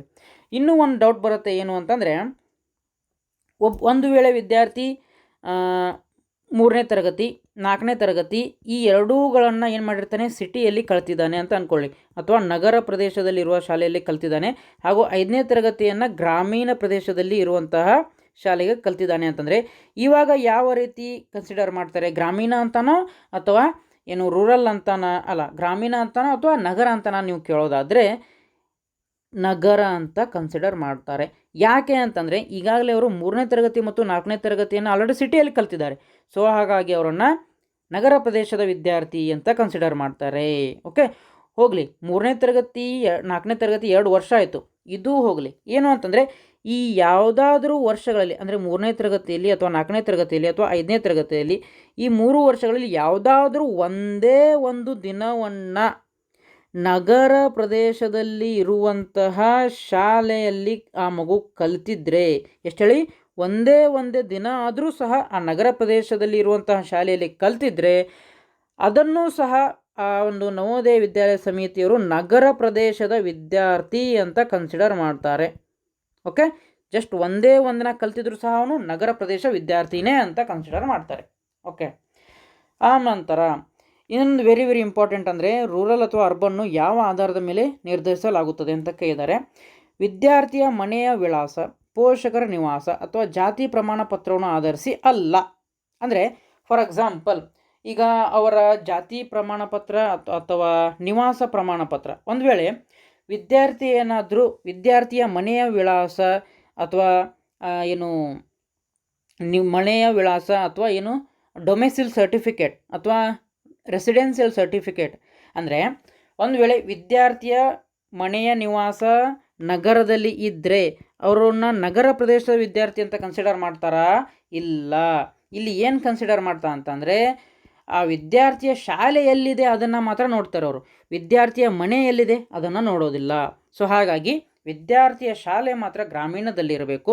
ಹಾಗಾಗಿ ಅಂದರೆ ಅವರು ಗ್ರಾಮೀಣ ಪ್ರದೇಶ ವಿದ್ಯಾರ್ಥಿ, ಅವ್ರ ಮನೆ ಎಲ್ಲಾದರೂ ಇರಲಿ ಅದು ಅವರಿಗೆ ಸಂಬಂಧ ಬೀಳೋದಿಲ್ಲ. ಬಟ್ ಗ್ರಾಮೀಣ ಅಂತ ಕನ್ಸಿಡರ್ ಆಗಬೇಕು ಅಂತಂದರೆ ವಿದ್ಯಾರ್ಥಿಯ ಶಾಲೆ ಮಾತ್ರ ಗ್ರಾಮೀಣ ಪ್ರದೇಶದಲ್ಲಿ ಇರಬೇಕು, ಅವ್ರ ಮನೆ ಸಿಟಿಯಲ್ಲಿದ್ದರೂ ನಡೆಯುತ್ತೆ ಅಂತ ಹೇಳಿದ್ದಾರೆ. ಓಕೆ, ನೆಕ್ಸ್ಟ್ ಯಾವ ತರಗತಿಗಳನ್ನು ಏನು ಪರಿಗಣಿಸಲಾಗುತ್ತದೆ ಅಂತಂದರೆ 3, 4, 5 ಈ 3 ತರಗತಿಗಳನ್ನ ಗ್ರಾಮೀಣ ಪ್ರದೇಶದಲ್ಲಿ ಕಲ್ತಿರಬೇಕು. ಓಕೆ, ಆಮೇಲೆ ಹೇಳಿದೆ ನಾನು ವಿದ್ಯಾರ್ಥಿ ಕೇವಲ ಒಂದು ದಿನ ಅರ್ಬನ್ ಶಾಲೆಯಲ್ಲಿ ಓದಿದರೆ ಏನಾಗುತ್ತದೆ ಅಂತಂದರೆ ಅಭ್ಯರ್ಥಿಯು 3, 4 ಅಥವಾ 5ನೇ ತರಗತಿಯಲ್ಲಿ ಯಾವುದೇ ಒಂದು ತರಗತಿಯಲ್ಲಿ ಕೇವಲ ಒಂದು ದಿನವಾದರೂ ನಗರ ಪ್ರದೇಶದಲ್ಲಿರುವ ಶಾಲೆಯಲ್ಲಿ ವ್ಯಾಸಂಗ ಮಾಡಿದ್ದಾರೆ, ಆ ಅಭ್ಯರ್ಥಿಯನ್ನು ನಗರ ಅಭ್ಯರ್ಥಿ ಎಂದು ಪರಿಗಣಿಸಲಾಗುತ್ತದೆ ಅಂತ ಹೇಳಿದ್ದಾರೆ. ಅಂತಹ ಅಭ್ಯರ್ಥಿಗೆ ಗ್ರಾಮೀಣ ಅಭ್ಯರ್ಥಿಯ ಸೌಲಭ್ಯ ಅಥವಾ ರೂರಲ್ ಕೋಟಾ ಅನ್ವಯಿಸುವುದಿಲ್ಲ. ಓಕೆ, ಹಾಗಾದರೆ ಅರ್ಜಿ ಸಲ್ಲಿಸುವಾಗ ನೀವು ಏನು ಮಾಡಬೇಕು ಅಂತ ಅಂದರೆ ಮೊದಲಿಗೆ ನಿಮ್ಮ ಶಾಲೆ ಅಂದರೆ ಈಗ ಏನು ವಿದ್ಯಾರ್ಥಿ ಕಲಿತಾ ಇದ್ದಾನೆ ಆ ಶಾಲೆ ಗ್ರಾಮೀಣವೇ ಅಥವಾ ನಗರ ಪ್ರದೇಶವೇ ಎಂಬುದನ್ನು ಸರ್ಕಾರದ ದಾಖಲೆಗಳ ಆಧಾರದ ಮೇಲೆ ಖಚಿತಪಡಿಸಿಕೊಳ್ಳಬೇಕು. ಅಥವಾ ಈಗ ಏನು ವಿದ್ಯಾರ್ಥಿ ಅಭ್ಯಾಸ ಮಾಡುತ್ತಿದ್ದಾನೆ ಆ ಶಾಲೆಯ ಮುಖ್ಯೋಪಾಧ್ಯಾಯರನ್ನು ಕೇಳಿದರೆ ಅವ್ರು ಹೇಳ್ತಾರೆ ಅವರ ಶಾಲೆ ನಗರ ಪ್ರದೇಶದಲ್ಲಿ ಬರುತ್ತೋ ಅಥವಾ ಗ್ರಾಮೀಣ ಪ್ರದೇಶದಲ್ಲಿ ಬರುತ್ತೋ ಅಂತ. ಓಕೆ, ಒಂದು ವೇಳೆ ನೀವೇನಾದರೂ ಅಪ್ಲಿಕೇಶನ್ ಹಾಕುವಾಗ ಗ್ರಾಮೀಣ ಪ್ರದೇಶದ ಅಭ್ಯರ್ಥಿ ಅಂತ ಅಪ್ಲಿಕೇಶನ್ ಹಾಕಿ ಆಮೇಲೆ ಎಕ್ಸಾಮ್ ಪಾಸ್ ಆದಮೇಲೆ ನಿಮಗೆ ಗ್ರಾಮೀಣ ಪ್ರದೇಶದ ಅಭ್ಯರ್ಥಿ ಅಂತ ಏನು ಸರ್ಟಿಫಿಕೇಟ್ ಅವ್ರಿಗೆ ಕೊಡಲಿಲ್ಲ ಅಂತಂದರೆ ಅವಾಗೂ ಸಹ ವಿದ್ಯಾರ್ಥಿ ಅಡ್ಮಿಷನ್ ಕ್ಯಾನ್ಸಲ್ ಆಗುತ್ತೆ. ಓಕೆ, ಸೊ ಈಗಲೇ ಚೆನ್ನಾಗಿ ನೋಡಿಕೊಂಡು ಗ್ರಾಮೀಣ ಇದ್ದರೆ ಗ್ರಾಮೀಣ ಅಂತ ಹಾಕಿ, ನಗರ ಅಂತ ಇದ್ದರೆ ನಗರ ಪ್ರದೇಶ ಅಂತ ಹಾಕಿ. ಆಮೇಲೆ ನಿಮ್ಮ ಹತ್ರ ಸರ್ಟಿಫಿಕೇಟ್ ಸಹ ಇರಬೇಕಾಗತ್ತೆ. ಓಕೆ, ತಪ್ಪು ಮಾಹಿತಿ ನೀಡಿದರೆ ಏನಾಗುತ್ತೆ ಅಂತಂದರೆ ಅಂತಹ ಅಭ್ಯರ್ಥಿಯ ಆಯ್ಕೆಯನ್ನು ರದ್ದುಗೊಳಿಸಲಾಗುವುದು ಅಂತ ಹೇಳಿದ್ದಾರೆ. ಪ್ರಮುಖ ಸೂಚನೆ ಏನಂತಂದರೆ ರೂರಲ್ ಅಥವಾ ಅರ್ಬನ್ ವರ್ಗವನ್ನು ನಿರ್ಧರಿಸುವಾಗ ವಿದ್ಯಾರ್ಥಿಯ ಮನೆ ಅಥವಾ ಪೋಷಕರ ನಿವಾಸವನ್ನು ಪರಿಗಣಿಸುವುದಿಲ್ಲ. ಬದಲಾಗಿ ಆ ವಿದ್ಯಾರ್ಥಿ ಆ ಒಂದು ಶಾಲೆ ಏನಿದೆ ಆ ವಿದ್ಯಾರ್ಥಿಯ ಶಾಲೆ ಎಲ್ಲಿ ಇರುತ್ತೆ ಅದನ್ನು ಮಾತ್ರ ಪರಿಗಣಿಸಲಾಗುತ್ತೆ. ಓಕೆ, ಸೊ ಈ ಎಲ್ಲ ಮಾಹಿತಿಯನ್ನು ನಾನು ಈ ಏನು ಪ್ರಾಸ್ಪೆಕ್ಟಸ್ ಇದೆ ಅದರಿಂದ ನೋಡಿನೇ ಅದರಲ್ಲಿರುವಂತಹ ನಿಯಮಗಳನ್ನು ನೋಡಿನೇ ನಾನು ನಿಮಗೆ ಹೇಳ್ತಾ ಇರೋದೀನಿ. ನಿಮಗೆ ಡೌಟ್ ಇದ್ದರೆ ನೀವು ಸಹ ಹೇಗೆ ಆ ಒಂದು ಪ್ರಾಸ್ಪೆಕ್ಟಸನ್ನು ಡೌನ್ಲೋಡ್ ಮಾಡ್ಕೊಳ್ಬೇಕು ಅದನ್ನು ನಾನು ನಿಮಗೆ ಹೇಳಿದ್ದೇನೆ, ಅದನ್ನು ನೋಡಿ ನೀವು ಡೌನ್ಲೋಡ್ ಮಾಡ್ಕೊಳ್ಬೋದು. ಓಕೆ, ಆ ನಂತರ ಇಲ್ಲಿ ಕೆಳಗಡೆ ಏನು ಕೊಟ್ಟಿದ್ದಾರೆ ಅಂತಂದರೆ OBC ಸರ್ಟಿಫಿಕೇಟ್ ನಿಮಗೆ ಬೇಕಾಗುತ್ತೆ ಅಂತ ಹೇಳಿದ್ದಾರೆ. ಆಮೇಲೆ ಒಂದು ವೇಳೆ ನಿಮ್ಮ ಹತ್ರ OBC ಸರ್ಟಿಫಿಕೇಟ್ ಇರಲಿಲ್ಲ ಅಂತಂದರೆ ನೀವು ಡೈರೆಕ್ಟಾಗಿ ಅನ್ರಿಸರ್ವ್ಡ್ ಅಥವಾ ಜನರಲ್ ಕ್ಯಾಟಗರಿ ಅಂತ ನೀವು ಅಪ್ಲಿಕೇಶನ್ ಹಾಕ್ಬೋದು. ಓಕೆ, ಒಂದು ವೇಳೆ ನಿಮ್ಮ ಹತ್ರ OBC ಸರ್ಟಿಫಿಕೇಟ್ ಇಲ್ಲ ಅಂತಂದರೆ ಡೈರೆಕ್ಟಾಗಿ ಜನರಲ್ ಸರ್ಟಿಫಿಕೇಟ್ ಅಂತ ಅಪ್ಲಿಕೇಶನ್ ಹಾಕಿ. ಆಮೇಲೆ ಅವರು ಕರೆಕ್ಷನ್ ವಿಂಡೋ ಬಿಟ್ಟಾಗ ಏನೆಲ್ಲ ನೀವು ಚೇಂಜ್ ಮಾಡ್ಕೊಳ್ಬೋದು ಅಂತಂದರೆ ವಿದ್ಯಾರ್ಥಿಯ ಜೆಂಡರನ್ನು ಚೇಂಜ್ ಮಾಡ್ಬೋದು, ಏರಿಯಾ ಚೇಂಜ್ ಮಾಡ್ಬೋದು, ಕ್ಯಾಟಗರಿ, ಡಿಸೇಬಿಲಿಟಿ, ಆಮೇಲೆ ಮೀಡಿಯಮ್ ಆಫ್ ಎಕ್ಸಾಮಿನೇಷನ್ ಅಂತ. ಓಕೆ, ಮೀಡಿಯಮ್ ಆಫ್ ಎಕ್ಸಾಮಿನೇಷನ್ ಅಂತಂದರೆ ಈ ಎಕ್ಸಾಮು ಏನು ಪ್ರಶ್ನೆ ಪತ್ರಿಕೆ ಇರುತ್ತೆ ಅದು ಯಾವ ಮಾಧ್ಯಮದಲ್ಲಿ ನಿಮಗೆ ಬರಬೇಕು ಅಂತ ಅಂದರೆ. ಓಕೆ, ನೀವೇನಾದರೂ ಕನ್ನಡ ಸೆಲೆಕ್ಟ್ ಮಾಡಿದರೆ ಇಡೀ ಪ್ರಶ್ನೆ ಪತ್ರಿಕೆ ಕನ್ನಡದಲ್ಲಿ ಬರುತ್ತೆ. ನೀವೇನಾದರೂ ಇಂಗ್ಲೀಷ್ ಅಂತ ಸೆಲೆಕ್ಟ್ ಮಾಡಿದರೆ ಇಡೀ ಪ್ರಶ್ನೆ ಪತ್ರಿಕೆ ಇಂಗ್ಲೀಷ್ ಮಾಧ್ಯಮದಲ್ಲಿ ಬರುತ್ತೆ. ಅಂದರೆ ಪ್ರಶ್ನೆಗಳೆಲ್ಲ ಇಂಗ್ಲೀಷ್ನಲ್ಲಿ ಇರುತ್ತೆ. ಓಕೆ, ಅದನ್ನು ನೀವು ಚೇಂಜ್ ಮಾಡ್ಕೊಳ್ಬೋದು ಕರೆಕ್ಷನ್ ವಿಂಡೋ ಬಿಟ್ಟಾಗ. ಓಕೆ, ಆಮೇಲೆ ರಿಸಲ್ಟ್ ಯಾವಾಗ ಇರುತ್ತೆ ಅಂತ ಅಂದರೆ ಮಾರ್ಚ್ ಒಳಗೆ ಇರುತ್ತೆ ಅಂತ ಹೇಳಿದ್ದಾರೆ. ಓಕೆ, ಮುಂದಿನ ವರ್ಷ ಮಾರ್ಚ್. ಆಮೇಲೆ ಇನ್ನೊಂದು ವೆರಿ ಇಂಪಾರ್ಟೆಂಟ್, ಈಗ ಒಂದು ಆದರ್ಶ ವಿದ್ಯಾಲಯ, ಮೊರಾರ್ಜಿ ದೇಸಾಯಿ ಶಾಲೆ, ಆಮೇಲೆ ಅಲ್ಪಸಂಖ್ಯಾತರ ವಸತಿ ಶಾಲೆಯಲ್ಲಿ ವೇಟಿಂಗ್ ಲಿಸ್ಟ್ ಅಥವಾ ಸೆಕೆಂಡ್ ಲಿಸ್ಟ್ ಈ ರೀತಿ ಬಿಡ್ತಾ ಹೋಗ್ತಾರೆ. ಬಟ್ ನವೋದಯ ವಿದ್ಯಾಲಯಗಳಲ್ಲಿ ಈ ರೀತಿಯಾದಂತಹ ವೇಟ್ ಲಿಸ್ಟ್ಗಳನ್ನು ಬಿಡೋದಿಲ್ಲ. ಒಂದು ವೇಳೆ ಈಗ ಮೊದಲಿಗೆ ಅವರಂತೂ 80 ವಿದ್ಯಾರ್ಥಿಗಳನ್ನ ಸೆಲೆಕ್ಟ್ ಮಾಡ್ಕೊಂಡಿರ್ತಾರೆ. ಈ 80 ವಿದ್ಯಾರ್ಥಿಗಳಲ್ಲಿ ಯಾರಾದರೂ ಬಿಟ್ಟು ಹೋದರೆ ಅಥವಾ ಅಡ್ಮಿಷನ್ ಮಾಡಿಸದೇ ಇದ್ದರೆ ಇವರ ಹಿಂದೆ ಏನು ಅಭ್ಯರ್ಥಿ ಇರ್ತಾರೆ ನೋಡ್ರಿ, ನೆಕ್ಸ್ಟ್ ಸರತಿಯಲ್ಲಿ ಇರುವಂತಹ ವಿದ್ಯಾರ್ಥಿ, ಆ ವಿದ್ಯಾರ್ಥಿಗೆ ಡೈರೆಕ್ಟಾಗಿ ಫೋನ್ ಕಾಲ್ ಮಾಡ್ತಾರೆ ಅಥವಾ ಸ್ಪೀಡ್ ಪೋಸ್ಟ್ ಮುಖಾಂತರ ಅವರಿಗೆ ಈ ರೀತಿಯಾಗಿ ಸೆಲೆಕ್ಟ್ ಆಗಿದ್ದಾನೆ ನಿಮ್ಮ ಮಗ ಅಥವಾ ಮಗಳು ಅಂತ ಅವರು ನವೋದಯ ವಿದ್ಯಾಲಯ ಸಮಿತಿಯವರು ಕಳಿಸ್ತಾರೆ. ನೆಕ್ಸ್ಟ್ ಇರುವಂತಹ ವಿದ್ಯಾರ್ಥಿಯನ್ನು ಅಡ್ಮಿಷನ್ ಮಾಡಿಸ್ಕೊಳ್ತಾರೆ. ಓಕೆ, ಸೊ ಯಾವುದೇ ರೀತಿಯಾದಂಥ ಸೆಕೆಂಡ್ ಲಿಸ್ಟ್ ಅಥವಾ ವೇಟಿಂಗ್ ಲಿಸ್ಟು ಈ ಒಂದು ನವೋದಯ ವಿದ್ಯಾಲಯ ಶಾಲೆಗಳಲ್ಲಿ ಬರೋದಿಲ್ಲ. ಓಕೆ, ಹಾಗೆ ಕೆಳಗಡೆ ಸ್ಕ್ರೋಲ್ ಮಾಡ್ತಾ ಹೋಗೋದಾದರೆ ಈಗ ಹಿಂದೆ ಹೇಳಿದೆ ನಿಮಗೆ ನಾನು ಏನು ಅಂತ ಅಂದರೆ ವಿದ್ಯಾರ್ಥಿಯ ಬರ್ತ್ ಸರ್ಟಿಫಿಕೇಟ್ ಸಹ ಬೇಕಾಗುತ್ತೆ. ಓಕೆ, ಆಮೇಲೆ ಯಾರೆಲ್ಲ ಈ ಒಂದು ಅಪ್ಲಿಕೇಶನ್ ಹಾಕ್ಬೋದು ಅಂತ ನೋಡೋದಾದರೆ ಯಾವ ವಿದ್ಯಾರ್ಥಿಗಳು 1/5/2015 ಒಂದು ನಿಮಿಷ 2015ರಿಂದ ಆಮೇಲೆ 31/7/2017 ಈ ದಿನಾಂಕದ ಒಳಗೆ ವಿದ್ಯಾರ್ಥಿಗಳು ಜನಿಸಿರ್ತಾರೆ ನೋಡಿ. 1/5/2015 ಮತ್ತು 31/7/2017 ಈ ದಿನಾಂಕದ ಒಳಗಡೆ ಜನಿಸಿರುವಂತಹ ವಿದ್ಯಾರ್ಥಿಗಳು ಮಾತ್ರ ಅಪ್ಲಿಕೇಶನ್ ಹಾಕ್ಬೋದು. ಆಮೇಲೆ ಈ ಒಂದು ದಿನಾಂಕದ ಈ ಎರಡೂ ದಿನಗಳನ್ನು ನೀವು ಇನ್ಕ್ಲೂಡ್ ಮಾಡ್ಕೊಳ್ಬೋದು. ಯಾವುದಾದ್ರೂ ವಿದ್ಯಾರ್ಥಿ 1ನೇ ತಾರೀಕು ಹುಟ್ಟಿದರೆ ಅಂದರೆ 1/5/2015 ಹುಟ್ಟಿದರೆ ಅವರು ಸಹ ಈ ಒಂದು ಅಪ್ಲಿಕೇಶನ್ ಹಾಕಲಿಕ್ಕೆ ಎಲಿಜಿಬಲ್ ಇರ್ತೀರಾ. ಆಮೇಲೆ 31/7/2017 ಓಕೆ, ಈ ದಿನಾಂಕದಂದು ಹುಟ್ಟಿದರೂ ಸಹ ಎಲಿಜಿಬಲ್ ಇರ್ತೀರಾ. ಆಮೇಲೆ ಈ ಎರಡೂ ದಿನಾಂಕಗಳ ನಡುವೆ ಹುಟ್ಟಿದರೂ ಸಹ ಎಲಿಜಿಬಲ್ ಇರ್ತೀರಾ. ಮತ್ತು ಅವರು 5ನೇ ತರಗತಿಯಲ್ಲಿ ಈಗ ಸದ್ಯಕ್ಕೆ ಓದ್ತಿರಬೇಕು. ಓಕೆ, ಆಮೇಲೆ ಈ ಹಿಂದೆ ನವೋದಯ ವಿದ್ಯಾಲಯ ಪರೀಕ್ಷೆ ಬರೆದವರು ಅಪ್ಲಿಕೇಶನ್ ಹಾಕಲಿಕ್ಕೆ ಎಲಿಜಿಬಲ್ ಇರೋದಿಲ್ಲ. ಓಕೆ, ಆಮೇಲೆ ಈಗ ಸದ್ಯಕ್ಕೆ 6ನೇ ತರಗತಿ ಇರೋರು ಅಪ್ಲಿಕೇಶನ್ ಹಾಕಲಿಕ್ಕೆ ಎಲಿಜಿಬಲ್ ಇರೋದಿಲ್ಲ. ಅಂದರೆ ಈಗ ಹಿಂದೆ ಬರೆದವರು ಈಗ ಮತ್ತೊಮ್ಮೆ ಅಪ್ಲಿಕೇಶನ್ ಹಾಕಿದ್ರೆ ಅವ್ರಿಗೆ ಗೊತ್ತಾಗುತ್ತೆ, ಆಧಾರ್ ಕಾರ್ಡ್ ನಿಮ್ಮದೆಲ್ಲ ಎಂಟರ್ ಮಾಡ್ತಿರಲ್ವಾ, ಸೊ ಅವರಿಗೆ ಗೊತ್ತಾಗುತ್ತೆ ಈ ವಿದ್ಯಾರ್ಥಿ ಕಡೆಯ ಬಾರಿ ಎಕ್ಸಾಮ್ ಬರೆದಿದ್ದಾನೆ ಅಂತ ಗೊತ್ತಾಗುತ್ತೆ. ಸೊ ಹಾಗಾಗಿ ಡೈರೆಕ್ಟ್ ಅವರ ಅಪ್ಲಿಕೇಶನ್ ಕ್ಯಾನ್ಸಲ್ ಆಗುತ್ತೆ. ಓಕೆ, ಸೊ ಈ ಮಾಹಿತಿ ಹಿಂದೆನೇ ಇತ್ತು, ಬಟ್ ಹೇಗೋ ಮಿಸ್ ಆಗಿದೆ. ಈ ಎರಡೂ ದಿನಾಂಕಗಳನ್ನ ನೋಟ್ ಮಾಡಿ ಇಟ್ಕೊಂಡಿರಿ. ಓಕೆ, ಆ ನಂತರ ಇಲ್ಲಿ ಏನು ಹೇಳಿದ್ದಾರೆ ಅಂತಂದರೆ ಒಂದು ವೇಳೆ ಏನಾದರೂ ವಿದ್ಯಾರ್ಥಿಗಳು ಅಂಗವಿಕಲ ಆಗಿದ್ದಲ್ಲಿ, ಅಂಗವಿಕಲ ಅಂತಂದರೆ ಹ್ಯಾಂಡಿಕ್ಯಾಪ್ ಆಗಿರ್ಬೋದು. ಓಕೆ, ಆಮೇಲೆ ಕಿವಿ ಕೇಳದೇ ಇರುವಂಥದ್ದು ಅಥವಾ ಕಣ್ಣು ಸರಿಯಾಗಿ ಕಾಣದೇ ಇರುವಂಥದ್ದು, ಆ್ಯಸಿಡ್ ಅಟ್ಯಾಕ್ ವಿಕ್ಟಿಮ್ಸ್ ಇರ್ಬೋದು, ಡಾರ್ಫಿಸಮ್ ಕಾಯಿಲೆಯಿಂದ ಬಳಲುತ್ತಿರುವಂಥ ಇರ್ಬೋದು, ಈ ವಿದ್ಯಾರ್ಥಿಗಳು ಸಹ ಅಪ್ಲಿಕೇಶನ್ ಹಾಕ್ಬೋದು. ಬಟ್ ಏನು ಅಂತಂದರೆ ಅವ್ರಿಗೆ UDID ಸರ್ಟಿಫಿಕೇಟ್ ಬೇಕಾಗುತ್ತೆ, ಅಂದರೆ ಅಂಗವಿಕಲ ಸರ್ಟಿಫಿಕೇಟ್ ಅವ್ರಿಗೆ ಬೇಕಾಗತ್ತೆ. ಓಕೆ, ಅದನ್ನು ಸಹ ಅಪ್ಲೋಡ್ ಮಾಡಬೇಕಾಗತ್ತೆ. ಓಕೆ, ಅದಾದ ನಂತರ ಈಗ ಹಿಂದೆ ಹೇಳಿದ್ದೆ ನಿಮಗೆ ಯಾವ ಜಿಲ್ಲೆಯಲ್ಲಿ ಆ ಒಂದು ವಿದ್ಯಾರ್ಥಿಗಳು ಅಪ್ಲಿಕೇಶನ್ ಹಾಕಬೇಕು ಅಂತ. ಓಕೆ, ಸೊ ಇದನ್ನು ಈ ಒಂದು ಇನ್ಫಾರ್ಮೇಷನನ್ನು ಹೇಳಿ ನಿಮಗೆ ಈ ಒಂದು ವಿಡಿಯೋ ಇಲ್ಲೇ ಎಂಡ್ ಮಾಡ್ತೀನಿ. ಇನ್ನುಳಿದಂತಹ ಏನು ಮಾಹಿತಿಗಳು ಇಲ್ಲಿ ಕೊಟ್ಟಿದ್ದಾರೆ ನೋಡಿರಿ, ಬಾರ್ನ್ ಡೇಟ್ಸ್ಗಳನ್ನ ಇಲ್ಲಿ ಕೊಟ್ಟಿದ್ದಾರೆ ನೋಡಿ. ಬಾರ್ನ್ ಬಿಫೋರ್ 1/5/2015 ಆ್ಯಂಡ್ ಆಫ್ಟರ್ 31/7/2017 ಅಂತ ಹೇಳಿದ್ದಾರೆ. ಓಕೆ, ಇಲ್ಲಿ ಏನು ಹೇಳಿದ್ದಾರೆ ಅಂತಂದರೆ ಈ ಒಂದು ದಿನಾಂಕಕ್ಕಿಂತ ಮೊದಲಿಗೆ ಹುಟ್ಟಿರಬಾರ್ದು, ಆನಂತರ ಈ ದಿನಾಂಕ ಆದಮೇಲೆ ಹುಟ್ಟಿರಬಾರ್ದು. ಅದರ ಅರ್ಥ ಏನು, ಈ ಎರಡೂ ದಿನಾಂಕಗಳ ಮಧ್ಯೆ ಮಧ್ಯೆ ಹುಟ್ಟಿರಬೇಕು ಅಂತ ಹೇಳಿದ್ದಾರೆ. ಓಕೆ, ಅಥವಾ ಈ ಎರಡೂ ದಿನಾಂಕ ಏನು ಕೊಟ್ಟಿದ್ದಾರೆ, 30ನೇ ತಾರೀಕಾದರೂ ಹುಟ್ಟಿದ್ದು ನಡೆಯುತ್ತೆ, 1ನೇ ತಾರೀಕಾದರೂ ಹುಟ್ಟಿದ್ರು ನಡೆಯುತ್ತೆ. Okay, done. ಆಮೇಲೆ ಇದಕ್ಕೆ ಅವ್ರಿಗೆ ಬರ್ತ್ ಸರ್ಟಿಫಿಕೇಟ್ ಸಹ ಕೊಡಬೇಕಾಗತ್ತೆ. ಇದನ್ನೂ ಸಹ ಏನು ಬರ್ತ್ ಸರ್ಟಿಫಿಕೇಟ್, ಜನನ ಪ್ರಮಾಣ ಪತ್ರ. ಓಕೆ, ಇದು ಸಹ ಬೇಕಾಗುತ್ತೆ, ನೋಟ್ ಮಾಡಿ ಇಟ್ಕೊಂಡಿರಿ. ಓಕೆ, ಈ ವಿಡಿಯೋ ತುಂಬ ಲೆಂತ್ ಆಗ್ತಿದೆ. ನೆಕ್ಸ್ಟ್ ಇದರಲ್ಲಿ ವೆರಿ ಇಂಪಾರ್ಟೆಂಟ್ ಅಂದರೆ ಸಿಲೆಬಸ್ ಚೇಂಜ್ ಆಗಿದೆ. ಓಕೆ, ನವೋದಯ ವಿದ್ಯಾಲಯ ಪ್ರವೇಶ ಪರೀಕ್ಷೆ ಸಿಲೆಬಸ್ ಚೇಂಜ್ ಆಗಿದೆ, ಅದನ್ನು ನೆಕ್ಸ್ಟ್ ವಿಡಿಯೋದಲ್ಲಿ ಹೇಳ್ತೀನಿ. ಓಕೆ, ಆಮೇಲೆ ಎಷ್ಟೆಷ್ಟು ರಿಸರ್ವೇಷನ್ ಇದೆ ಅದನ್ನು ಸಹ ನೆಕ್ಸ್ಟ್ ವಿಡಿಯೋದಲ್ಲಿ ಹೇಳ್ತೀನಿ. ಈಗ ಯಾರು ಅಂದರೆ ವಿದ್ಯಾರ್ಥಿಗಳು ಯಾವ ಜಿಲ್ಲೆಯಲ್ಲಿರುವಂತಹ ಶಾಲೆಗೆ ಅಪ್ಲಿಕೇಶನ್ ಹಾಕಬೇಕು ಅಂತ ನೋಡೋದಾದರೆ ಇಲ್ಲಿ ನೋಡಿ.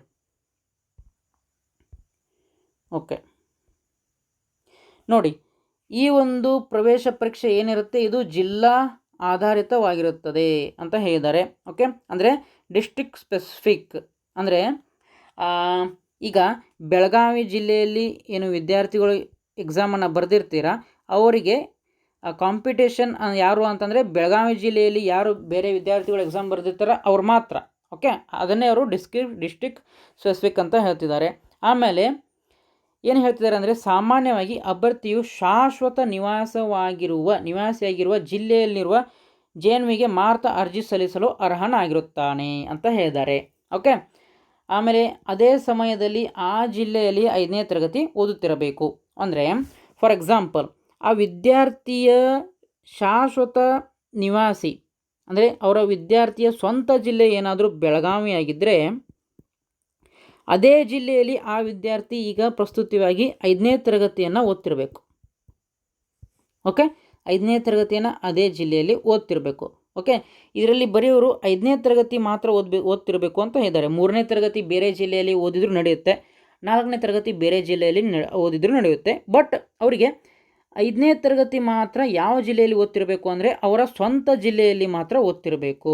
ಅಂದರೆ ಬೆಳಗಾವಿ ಸ್ವಂತ ಜಿಲ್ಲೆ ಆದರೆ ಆ ಬೆಳಗಾವಿಯಲ್ಲಿರುವಂತಹ ಶಾಲೆಯಲ್ಲೇ 5ನೇ ತರಗತಿಯನ್ನು ಓದ್ತಿರಬೇಕು.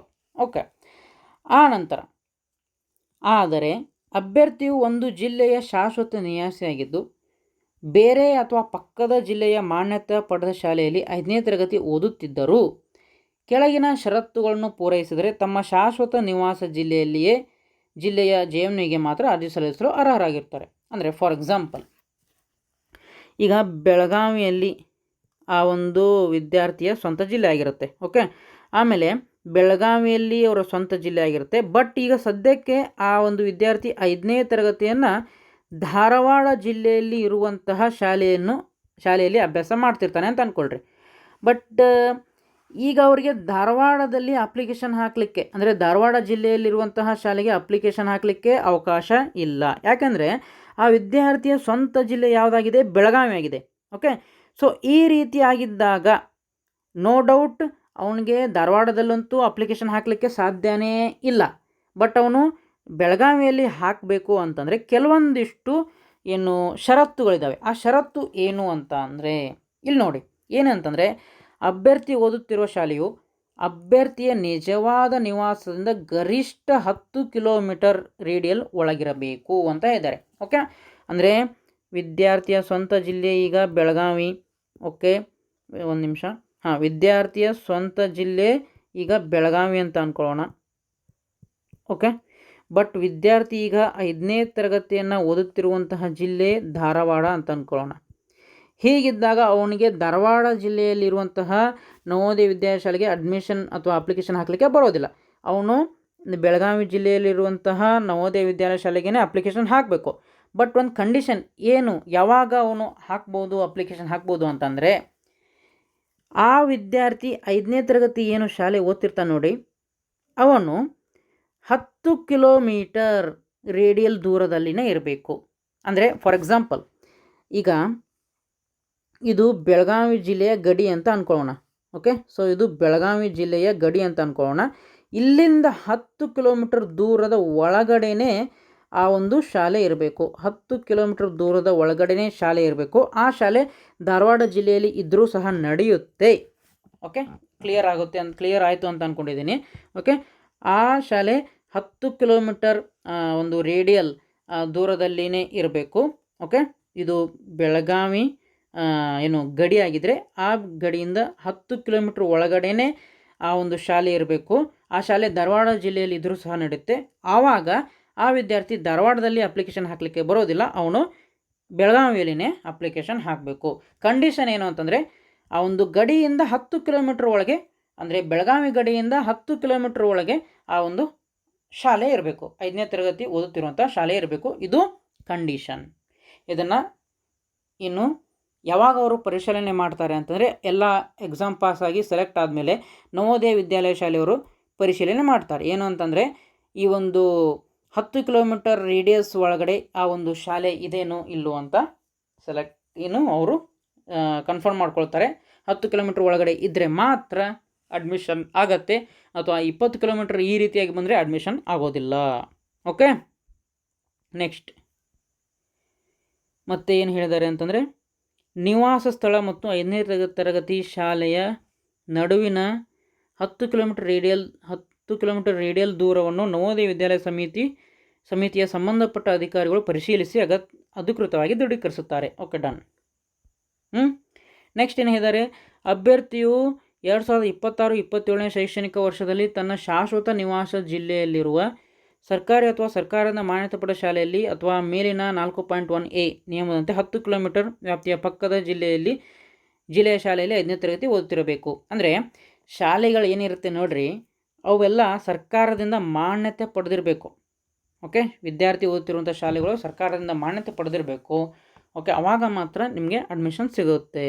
ಓಕೆ, ಆದರೆ ಅರ್ಜಿಯನ್ನು ಯಾವಾಗಲೂ ಶಾಶ್ವತ ನಿವಾಸ ಜಿಲ್ಲೆಯ JNVಗೆ ಮಾತ್ರ ಅರ್ಜಿಯನ್ನು ಸಲ್ಲಿಸಬೇಕು ಎಂಬುದನ್ನು ಸ್ಪಷ್ಟವಾಗಿ ನೆನಪಿಡಬೇಕು. ಓಕೆ, ಆನಂತರ ಏನು ಹೇಳಿದ್ದಾರೆ ಇಲ್ಲಿ, ಅಭ್ಯರ್ಥಿಯು ಸರಿಯಾದ ಜಿಲ್ಲೆಗೆ ಅರ್ಜಿ ಸಲ್ಲಿಸದಿದ್ದರೆ ತಾತ್ಕಾಲಿಕವಾಗಿ ಆಯ್ಕೆಯಾದ ನಂತರವೂ ಅವರ ಅರ್ಜಿಯನ್ನು ಯಾವುದೇ ಮುನ್ನೆಚ್ಚರಿಕೆ ಇಲ್ಲದೆ ತಿರಸ್ಕರಿಸಲಾಗುತ್ತದೆ ಅಂತ ಹೇಳಿದ್ದಾರೆ. ಓಕೆ, ಅಂದರೆ ಸರಿಯಾದ ಜಿಲ್ಲೆಗೆ ನೀವು ಸಲ್ಲಿಸಬೇಕು, ಇಲ್ಲಾಂತಂದರೆ ಪಾಸ್ ಆದರೂ ಸಹ ಅವ್ರನ್ನ ಅಡ್ಮಿಷನ್ ಮಾಡ್ಕೊಳ್ಳೋದಿಲ್ಲ ಅಂತ ಹೇಳಿದ್ದಾರೆ. ಆಮೇಲೆ ಶೈಕ್ಷಣಿಕ ವರ್ಷದ ಮೊದಲು 2026-27ನೇ ಶೈಕ್ಷಣಿಕ ವರ್ಷದ ಮೊದಲು 5ನೇ ತರಗತಿ ಉತ್ತೀರ್ಣರಾದವರು ಅಥವಾ 5ನೇ ತರಗತಿಯನ್ನು ಮರು ಓದುತ್ತಿರುವವರು ಅರ್ಜಿ ಸಲ್ಲಿಸಲು ಅರ್ಹರಲ್ಲ. ಅಂದರೆ ಈಗಾಗಲೇ ನಿಮ್ಮದು 5ನೇ ತರಗತಿ ಕಂಪ್ಲೀಟ್ ಆಗಿದ್ದರೆ ಅವರು ಅಪ್ಲಿಕೇಶನ್ ಹಾಕಲಿಕ್ಕೆ ಅರ್ಹರಲ್ಲ. ಈಗ ಸದ್ಯಕ್ಕೆ ಅವರು ಏನು ಎಕ್ಸಾಮ್ನನ್ನು ಓದ್ತಿರಬೇಕು, 5ನೇ ತರಗತಿಯಲ್ಲಿ ಓದ್ತಿರಬೇಕು ಅಂತ ಹೇಳಿದ್ದಾರೆ. ಆಮೇಲೆ ಮರು ಪರೀಕ್ಷೆ ಬರೆಯುವ ಅಭ್ಯರ್ಥಿಯನ್ನು ಗುರುತಿಸಲು ಹಿಂದಿನ ವರ್ಷಗಳ ಅರ್ಜಿ ಮಾಹಿತಿಯನ್ನು ಪರಿಶೀಲಿಸುವ ಅಧಿಕಾರನ ಹೊಂದಿದೆ ಅಂತ ಹೇಳಿದ್ದಾರೆ.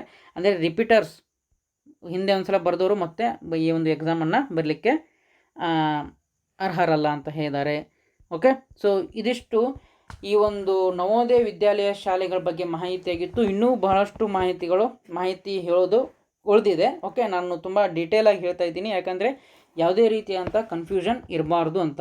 ಓಕೆ, ನಮ್ಮ ಉದ್ದೇಶ ಏನು ಅಂತಂದರೆ ಈ ಒಂದು ವಿಡಿಯೋ ನೋಡಿದರೆ ನಿಮಗೆ ಈ ಒಂದೇ ವಿಡಿಯೋದಲ್ಲಿ ಎಲ್ಲ ಮಾಹಿತಿ ಸಿಕ್ಕಿರಬೇಕು. ಓಕೆ, ಏನಾದರೂ ಡೌಟ್ ಬಂದು ನೀವು ಮತ್ತೊಂದಿಷ್ಟು ವಿಡಿಯೋಗಳನ್ನು ನೋಡ್ತಾ ಕೂತ್ರೆ ನಿಮ್ಮದೇ ಹೆಚ್ಚಿಗೆ ಟೈಮ್ ವೇಸ್ಟ್ ಆಗುತ್ತೆ. ಓಕೆ, ಯೂಶ್ವಲಿ ಈಗ 41 ನಿಮಿಷ ಆಯಿತು. ಓಕೆ, ಈ 41 ನಿಮಿಷ ನೀವು ನೋಡಿದ್ದೀರಾ ಅಂತಂದರೆ ಪೂರ್ತಿ ನಿಮಗೆ ನಾಲೆಜ್ ಬಂದಿರಬೇಕು. ಓಕೆ, ಅದ್ರ ಬದಲು ಬೇರೆ ವಿಡಿಯೋಗಳು ಜಸ್ಟ್ 10 ಮಿನಿಟ್ಸು ಇದೇ ರೀತಿಯಾದಂತಹ ವಿಡಿಯೋಗಳು ಒಂದು 5 ನೋಡಿದರೆ ಅಲ್ಲಿನೇ ಹೆಚ್ಚು ಟೈಮ್ ವೇಸ್ಟ್ ಆಗುತ್ತೆ. ಓಕೆ, ನಮ್ಮ ಉದ್ದೇಶ ಎಲ್ಲ ಮಾಹಿತಿಯನ್ನು ಒಂದೇ ವಿಡಿಯೋದಲ್ಲಿ ಅಚ್ಚುಕಟ್ಟಾಗಿ ತಿಳಿಸುವಂಥದ್ದು. ಓಕೆ, ಹಾಗಾದರೆ ಈ ವಿಡಿಯೋದಲ್ಲಿ ಈ ನವೋದಯ ವಿದ್ಯಾಲಯದ ಅಪ್ಲಿಕೇಶನ್ ಲಾಸ್ಟ್ ಡೇಟ್ ಯಾವುದು, ಎಕ್ಸಾಮ್ ಯಾವಾಗಿರುತ್ತೆ, ಎಲಿಜಿಬಿಲಿಟಿ ಏನು ಬೇಕು, CBSE ಸ್ಕೂಲ್ ಅಥವಾ ಸ್ಟೇಟ್ ಸಿಲೆಬಸ್ ಸ್ಕೂಲಾ, ಆಮೇಲೆ ನಮ್ಮ ಕರ್ನಾಟಕದಲ್ಲಿ ಎಷ್ಟು ಇದ್ದಾವೆ, ಎಷ್ಟು ವಿದ್ಯಾರ್ಥಿಗಳನ್ನ ಅಡ್ಮಿಷನ್ ಮಾಡ್ಕೊಳ್ತಾರೆ, ನಿಮ್ಗೆ ಏನೇನು ಡಾಕ್ಯುಮೆಂಟ್ ಬೇಕು ಇದೆಲ್ಲ ಹೇಳಿದ್ದೇನೆ. ಆಮೇಲೆ ವೆರಿ ಇಂಪಾರ್ಟೆಂಟ್ ಏನು ಅಂತಂದರೆ ಸ್ವಲ್ಪ ಸಿಲೆಬಸ್ ಚೇಂಜ್ ಆಗಿದೆ, ಭಾಳಷ್ಟೇ ಚೇಂಜ್ ಆಗಿದೆ. ಅದರ ಬಗ್ಗೆ ಮಾಹಿತಿಯನ್ನು ಮುಂದಿನ ವಿಡಿಯೋದಲ್ಲಿ ಕೊಡ್ತೀನಿ ನಿಮಗೆ. ಹಾಗಾದರೆ ವಿಡಿಯೋ ಇಷ್ಟ ಆಗಿದರೆ ತಪ್ಪದೆ ಲೈಕ್ ಮಾಡಿ, ಹಾಗೆ ನಿಮ್ಮ ಸ್ನೇಹಿತರಿಗೂ ಶೇರ್ ಮಾಡಿ ಅಂತ ಹೇಳ್ತಾ, ಆಮೇಲೆ ಇನ್ನೊಂದು ವಿಷಯ ಅಂತಂದರೆ ಈಗಾಗಲೇ ನಮ್ಮ ಯೂಟ್ಯೂಬ್ ಚಾನಲಲ್ಲಿ ಈ ನವೋದಯ ವಿದ್ಯಾಲಯಕ್ಕೆ ಸಂಬಂಧಿಸಿದಂತಹ ಒಂದು ತರಗತಿಗಳನ್ನ ಈಗಾಗಲೇ ನಾವು ಅಪ್ಲೋಡ್ ಮಾಡಿದ್ದೇವೆ. ಇನ್ನೂ ಮುಂದೆ ಈ ತರಗತಿಗಳನ್ನ ಅಪ್ಲೋಡ್ ಮಾಡ್ತೇವೆ. ಅವುಗಳನ್ನ ನೀವು ನಮ್ಮ ಪ್ಲೇಲಿಸ್ಟ್ನಲ್ಲಿ ನೋಡ್ಬೋದು. ಆಮೇಲೆ ಇದೇ ರೀತಿಯಂಥ ಸಂಪೂರ್ಣ ಮಾಹಿತಿ ಇರುವಂತಹ ಅಂದರೆ ನವೋದಯ ವಿದ್ಯಾಲಯ ಬಗ್ಗೆ ಸಂಪೂರ್ಣ ಮಾಹಿತಿ ಇರುವಂತಹ ಒಂದು ವಿಡಿಯೋವನ್ನು ಈಗಾಗಲೇ ನಾವು ಅಪ್ಲೋಡ್ ಮಾಡಿದ್ದೇವೆ. ಅದನ್ನು ಸಹ ನೀವು ನೋಡ್ಬೋದು ಈ ಒಂದು ವಿಡಿಯೋವನ್ನು. ಓಕೆ, ಹಾಗಾದರೆ ವಿಡಿಯೋ ಇಷ್ಟ ಆಗಿದರೆ ತಪ್ಪದೇ ಲೈಕ್ ಮಾಡಿ. ಆಮೇಲೆ ನಮ್ಮ ಏನು ಈ ಒಂದು ಯೂಟ್ಯೂಬ್ ಚಾನಲ್ನ ಒಂದು ವಾಟ್ಸಪ್ ಚಾನಲ್ ಇದೆ. ಓಕೆ, ಸೊ ಇದೇ ರೀತಿಯಾದಂತಹ ಮಾಹಿತಿ ನಿಮಗೆ ಆದಷ್ಟು ಬೇಗ ತಿಳಿಬೇಕು ಅಂತಂದರೆ ಈ QR ಕೋಡ್ ಸ್ಕ್ಯಾನ್ ಮಾಡುವ ಮುಖಾಂತರ ನಮ್ಮ ವಾಟ್ಸಪ್ ಚಾನಲನ್ನು ನೀವು ಸೇರ್ಕೊಳ್ಬೋದು. ಒಂದು ವೇಳೆ ಈ ಒಂದು QR ಕೋಡನ್ನು ನಿಮಗೆ ಸ್ಕ್ಯಾನ್ ಮಾಡಲಿಕ್ಕೆ ಬರ್ತಿಲ್ಲ ಅಂತಂದರೆ ಈ ಮೊಬೈಲ್ ನಂಬರ್ ಏನಿದೆ ಇದಕ್ಕೆ ವಾಟ್ಸಪ್ನಲ್ಲಿ ಗ್ರೂಪ್ ಅಂತ ಮೆಸೇಜ್ ಮಾಡಿ, ನಾವೇ ನಿಮ್ಮನ್ನು ನಮ್ಮ ವಾಟ್ಸಪ್ ಗ್ರೂಪ್ಗೆ ಜಾಯ್ನ್ ಮಾಡ್ಕೊಳ್ತೀವಿ. ಹಾಗೆ ಓಕೆ, ಈ ಒಂದು ಈಗಾಗಲೇ ಯಾರು ತಯಾರಿ ನಡೆಸ್ತಿದ್ದೀರಾ ಅವರಿಗೆ ನವೋದಯ ಪರೀಕ್ಷೆಯ ಕ್ಲಾಸ್ಗಳನ್ನು ನಾವು ಅಪ್ಲೋಡ್ ಮಾಡಿದ್ದೇವೆ, ಅವ್ರಿಗೂ ಸಹ ಶೇರ್ ಮಾಡಿ. ಆಮೇಲೆ ನಮ್ಮನ್ನು ನೀವು ಇನ್ಸ್ಟಾಗ್ರಾಮ್ನಲ್ಲೂ ಸಹ ಫಾಲೋ ಮಾಡ್ಬೋದು. ಜಸ್ಟ್ ಈ QR ಕೋಡನ್ನು ಸ್ಕ್ಯಾನ್ ಮಾಡಿ, ಅಥವಾ ಇನ್ಸ್ಟಾಗ್ರಾಮ್ನಲ್ಲಿ ದ ಬೋಲ್ಡ್ ಲರ್ನರ್ಸ್ ಅಂತ ಟೈಪ್ ಮಾಡಿದರೆ ನಿಮಗೆ ಸಿಗುತ್ತೆ, ಅಲ್ಲೂ ಸಹ ಫಾಲೋ ಮಾಡಿ ಅಂತ ಹೇಳ್ತಾ, ಈ ವಿಡಿಯೋ ಇಷ್ಟ ಆಗಿದರೆ ತಪ್ಪದೇ ಲೈಕ್ ಮಾಡಿ. ಹಾಗೆ ಮತ್ತೆ ಮುಂದಿನ ವಿಡಿಯೋದಲ್ಲಿ ಸಿಗೋಣ. ಜೈ ಹಿಂದ್.